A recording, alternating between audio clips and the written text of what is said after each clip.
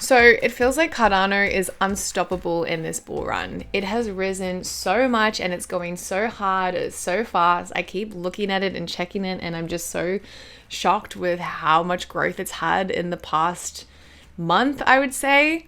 So this video is going to go over some price charts for Cardano, some reasons why we could see higher prices, and also some risks associated with Cardano. So you can check the timestamps below, and just remember that I'm not a financial advisor. This is just for educational purposes only. Let's dive into Cardano's chart, because if you've been holding since the beginning of this bull run, which I will say the bull run started in and around November of last year, where we saw these massive volume spikes, you're sitting pretty right now. You're up, nearly 3,000%, which is crazy.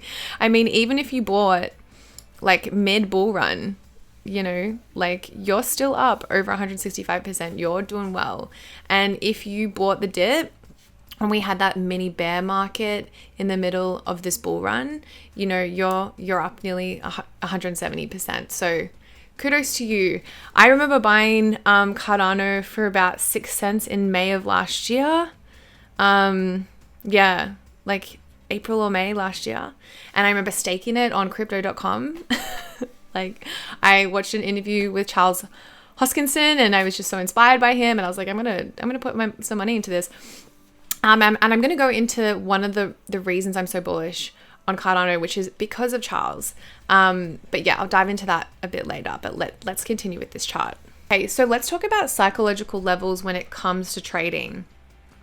Because I always find that there tends to be a slight sell-off or bearish divergence once we hit these whole numbers, once we hit these psychological whole number areas. For example, when Bitcoin hit 50K, we kind of had this bearish divergence, this bit of a correction.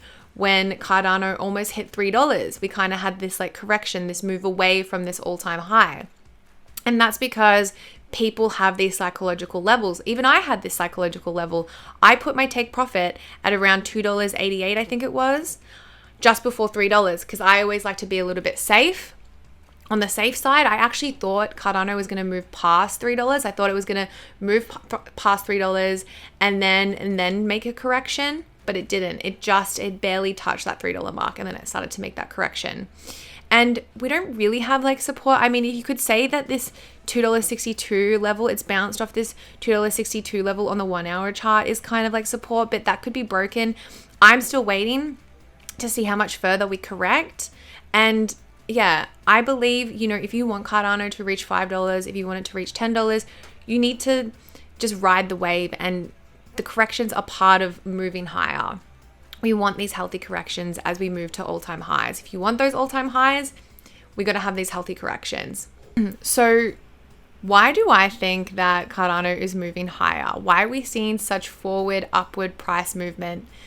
And, just to say, it's crazy to me that Cardano is just behind Ethereum.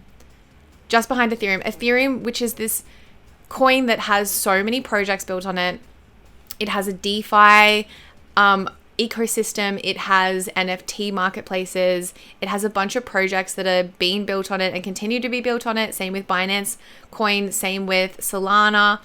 These coins actually are being used. Cardano doesn't have that yet because it doesn't have smart contracts, which brings me to the point that we've got a date now. And this is why I think we're seeing so much buy pressure, is because now we have this date of September 12th, 2021 for their Alonso upgrade, finally bringing smart contracts to Cardano. So just to give you an idea of where we are on the Cardano roadmap. So we are here in the bang in the middle. We're just about to be. We're at the pre-smart contracts of Cardano. So we had Shelley, we had decentralization happen. That was a success. And if you want to stake your Cardano, I'm going to show you a place where I'm staking my Cardano at the end of this video. So stay tuned for that. But smart contracts, this is where it's at. And we're at the hump of this entire five phase roadmap. So that's exciting. I also want to touch on this statement, very well-renowned statement in the cryptocurrency community. It is buy the rumor, sell the news, or sell the event. So we might see a big run up with Cardano up until they release smart contracts on the 12th of September. And then after that, we might see a bit of a sell off. That is very common within the cryptocurrency space. So you have this big expectation that something's going to happen. And then once the event actually happens, we do see pullbacks. I'm 90% sure that actually happened with Shelly. From my memory, is there was a big run up, a lot of buyer pressure up until Shelly was released. And then once Shelly was released, we eventually saw that correction. So that might not happen, but there is a good chance that it probably will. So just keep that in mind.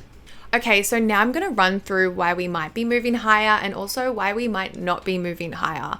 I like to do an analysis of both the strengths and the weaknesses of the coins that I invest into.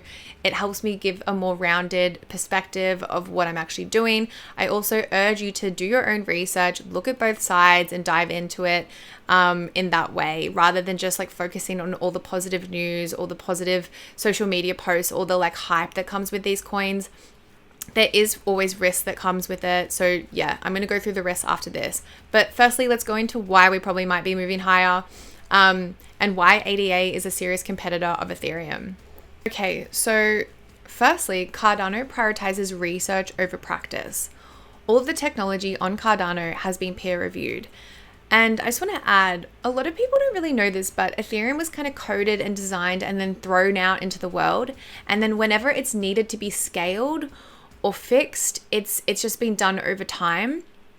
Whereas Cardano has kind of backed everything with research and they have a lot of rigorous testing before things are implemented.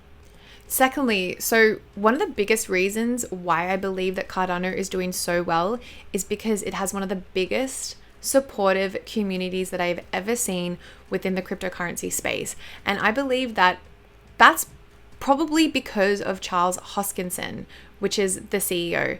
He is so good at creating a community and getting people to believe in his vision, getting people to believe in his ideas. He has this altruistic vibe where he wants to make the world a better place and he wants to make the world a more efficient place, and he wants to do that with Cardano. And he's really good at engaging the community. He has a YouTube channel. He speaks for sometimes hours at a time about what he's doing, the goals that Cardano is kicking, what he envisions for the future with Cardano. And it keeps people involved. It keeps people inspired.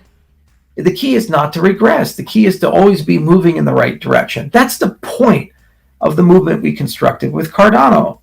Start from first principles and gradually and slowly and systematically work your way up into a very strong foundation and build an amazing community around that foundation that's inspired and actually believes we can change things in the world. And guess what? If you get a few million, you can, which is basically where we're at now.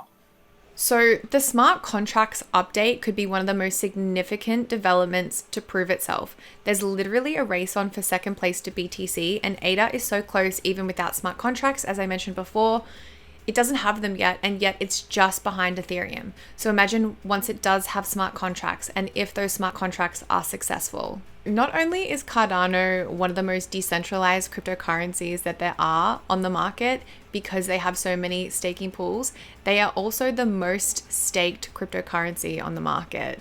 70% of the Cardano supply is currently in a staking pool. Okay, so let's get into some of the risks of Cardano because I actually believe there are some significant risks.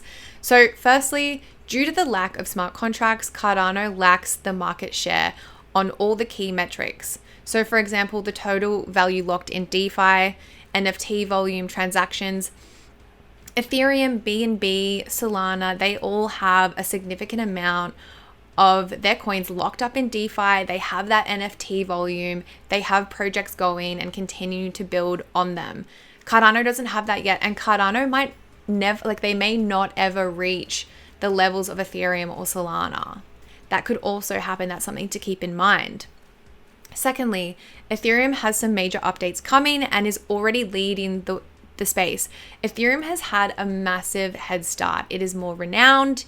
It has a longer history, and potentially once they've scaled and once they've upgraded, Cardano might find them a bigger threat, might find it harder to compete since Ethereum has had this big head start. Okay, so I know that a lot of blockchains use the coding language Solidity, which is the Ethereum coding language. So does Polygon. And Cardano uses a different language to most cryptocurrency blockchains. So that might be a barrier to entry for a lot of developers, where they might just want to choose the blockchain that's familiar to them, where the language is familiar. And also expectations are high. The community has talked Cardano up. Charles Hoskinson has talked Cardano up. If these expectations aren't met, this could lead to a pretty dramatic price drop. And lastly, you could argue that Cardano has a lot of catching up to do. They need to catch up with Ethereum, Solana, BNB, all these other blockchains that have had a head start and have pretty good growth. So people need to want to build things that are useful on Cardano, and people need to have the intent to use the chain and want to do things on it. So these are all things to keep in mind. And these are all risks. These things haven't happened yet. These are things that we want to happen for Cardano, for the price to increase, but there's no promise that these things are going to occur. So I'm currently staking my ADA on a wallet called Atomic Wallet. I'm receiving about 5% yearly yield for my Cardano. So I love this wallet because I can easily exchange my Cardano for USDC when the price increases, and it's a flexible term. So I don't need to lock my assets in for a certain amount of time. So that's just to kind of like give you an idea of where I'm keeping my ADA, but let me know if you have a better place where you're keeping your ADA. And if you like this video, please hit the like and subscribe button. Thank you for tuning in, and I'll see you next time.